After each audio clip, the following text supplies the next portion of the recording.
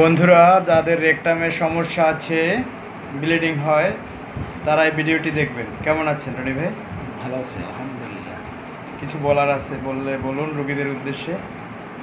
আমি তো অনেকদিন বলতেছিলাম গাছের সমস্যায় দাদার কাছে আসি, আজকে 7 দিন তার ওষুধ খাইতেছি, আলহামদুলিল্লাহ খুবই ভালো লাগতেছে।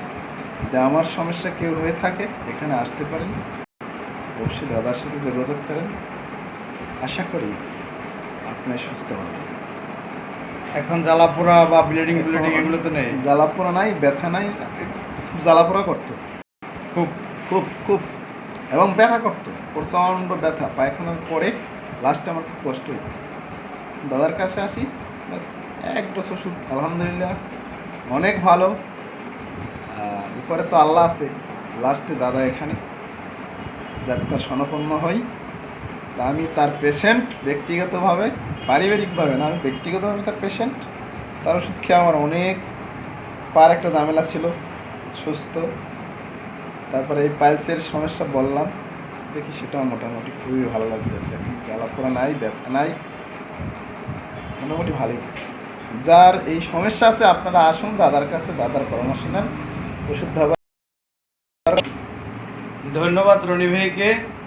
যদি এভাবে কারো রেকটামে বা অ্যানাল ক্যানাল আসার রেকটামে মল আসার রাস্তায় যদি কারো সমস্যা হয়ে থাকে, অ্যানাল ক্যানালে বার্নিং হয়, মানে জ্বালাপোড়া হয়, পড়তে কষ্ট, বসতে কষ্ট, খেতে কষ্ট, কারণ যা খাবেন এর আবার বজ্র পদার্থ, যেটাকে বলা হয় দূষিত বজ্র পদার্থ, এটা তো বের করতে হবে।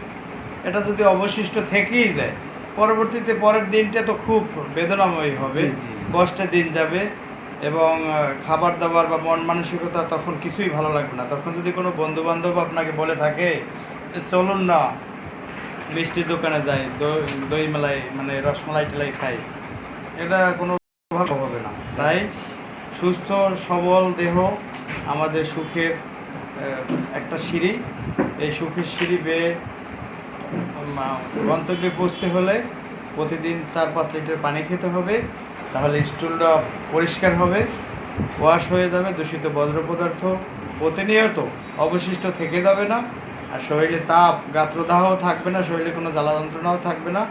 শারীরিক ভালো রাখতে হলে পেট ভালো থাকতে হবে, স্টুল পাস হতে হবে, মাথা ঠান্ডাও থাকবে, তখন পরিবার পরিজন আত্মীয় বন্ধু বান্ধব সবাইকে নিয়েই ভালোভাবে দাম্পত্য জীবন সুখী হবে এবং সবাই ভালো থাকবে।